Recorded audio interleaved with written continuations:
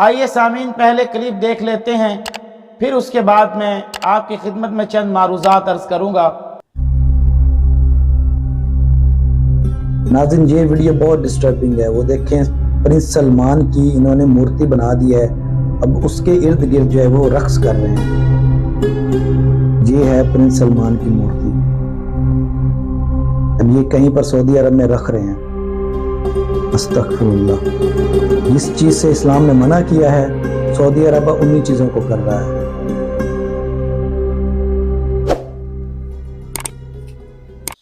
میں عرض یہ کر رہا تھا کہ یہ مورتیاں بہت پرانی ایجاد ہے، یہ کون بناتا تھا؟ ذرا دیکھیں، آپ نے واقعہ سنا ہوگا کہ سیدنا ابراہیم نبینا علیہ السلام نے ان کے باپ آزر یہی بت بیچتے تھے اور مورتیاں بناتے تھے۔ جب بت بیچتے تھے اور مورتیاں بناتے تھے، میرے معزز سامعین، ابراہیم علیہ السلام کا مشہور قصہ ہے کہ ایک بت کے گلے میں رسی ڈالی اور اسے گھسیٹنا شروع کر دیا، اور اس طرح سے سارے بتوں کو توڑ دیا۔ المختصر عرض کر رہا ہوں تو ابراہیم علیہ السلام کے جب والد کو پتہ چلتا ہے تو گھر سے نکال دیتے ہیں، تو گھر چھوڑا، بستی چھوڑی، شہر چھوڑا، صرف اسی کی وجہ سے۔ اور سیدنا موسیٰ نبینا علیہ السلام جب ان کی قوم مطالبہ کرتی ہے کہ ہمارے لیے ایک کتاب ہونی چاہیے، ہمارے لیے کچھ اصول ہونے چاہیے، کچھ ضوابط ہونے چاہیے، تو میرے معزز سامعین، اس اصول کے لیے، اس ضوابط کے لیے، اس کتاب کے لیے سیدنا موسیٰ نبینا علیہ السلام طور پہاڑ پر جاتے ہیں اور اللہ رب العزت سے تورات لینے کے لیے جاتے ہیں۔ تو تورات لینے کے لیے جب موسیٰ علیہ السلام جاتے ہیں تو پیچھے اپنے بھائی ہارون کو چھوڑ دیتے ہیں۔ سیدنا ہارون علیہ السلام اپنی قوم کے محافظ ہیں، لیکن سامری نے کیا کیا تھا؟ سامری نے بچڑا بنایا اور اس بچڑے کی پرستش کرنی شروع کر دی۔ میں یہاں یہ تو نہیں کہتا کہ انہوں نے اس کی پرستش شروع کی، لیکن ایک مورتی تو بنائی اور پھر رقص کرنا شروع کر دیا، ڈانس کرنا شروع کر دیا۔ آج ہم دیکھیں میرے معزز سامعین، آج موسیقی کتنی عام ہے، حالانکہ لوگ اگر سعودیہ سے واپس آتے ہیں تو سعودیہ کی مثالیں دیتے ہیں، یہ سمجھتے ہیں کہ ہم جو ہے ایک بہت بلند اور اعلیٰ جگہ پر گئے تھے، اور حقیقت بھی یہی ہے، وہ جگہ انتہائی اعلیٰ ہے، اس کا مقام بہت بلند ہے، لیکن وہاں پر ایسے کام کرنا، ایسی چیزیں بنانا، کیا یہ ٹھیک ہے؟ میں آپ سے سوال کروں گا، کمنٹ سیکشن میں ضرور بتائیے گا کہ یہ بات ٹھیک ہے؟ یہ لوگ کس طرز پر چل رہے ہیں؟ یہ لوگ کیا کر رہے ہیں؟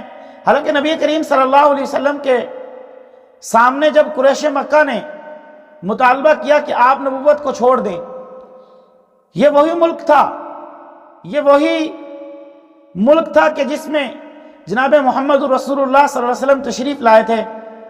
اور یقین کریں، جو کام آج ہم کر رہے ہیں، حقیقت یہی ہے کہ میرے آقا رحمت دو عالم، سرکار دو عالم، شفیع المذنبین، راحت للعاشقین، رحمت للعالمین، آپ کے میرے پیارے پیغمبر جناب محمد الرسول اللہ صلی اللہ تعالیٰ علیہ وسلم کی دعاؤں کی وجہ سے آج ہم بچے ہوئے ہیں، ورنہ ہم نے پچھلی قوموں کے کاموں میں سے کون سا وہ کام ہے جو آج ہم نہیں کر رہے؟ کون سا وہ طریقہ ہے جس طریقے پر آج ہم نہیں چل رہے؟ کون سا وہ انداز ہے جس انداز کو آج ہم نے نہیں اپنایا ہوا؟ تو میرے دوستو، جو نبی کریم صلی اللہ علیہ وسلم نے دعا کی تھی کہ اللہ میری امت کو عذاب سے محفوظ فرمانا، پوری امت کو یکجا ایک طرح کا عذاب نہ آئے، پوری امت کی اکٹھے عذاب میں مبتلا نہ ہو جائے، مصیبت میں مبتلا نہ ہو جائے، تو میرے معزز سامعین، جب ان مشرکین مکہ نے پیشکش کی تھی کہ تمہیں کوئی لڑکی چاہیے تو وہ حاضر ہے، تمہیں مال و دولت چاہیے تو وہ حاضر ہے، تمہیں جناب اگر کچھ اور چیزیں چاہیے تو وہ حاضر ہیں۔ لیکن نبی کریم صلی اللہ علیہ وسلم نے ارشاد فرمایا کہ میں ایسے کام نہیں کروں گا، میں ایک ہی بات کہتا ہوں کہ اللہ رب العزت کی عبادت کرو، اللہ رب العزت کو ایک مانو، ان سب مورتیوں کو چھوڑ دو۔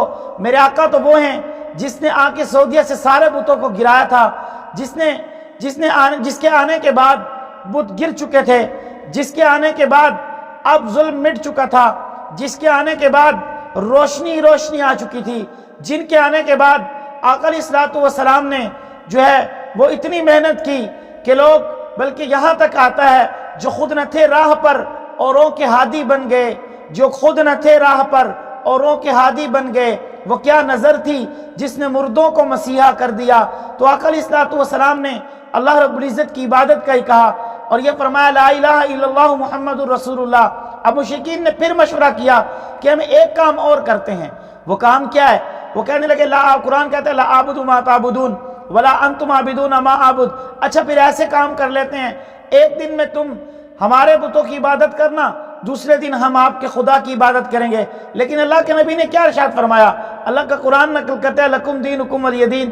اللہ کے محبوب علیہ الصلوۃ والسلام نے فرمایا تمہارے لیے تمہارا دین ہے، میرے لیے میرا دین ہے۔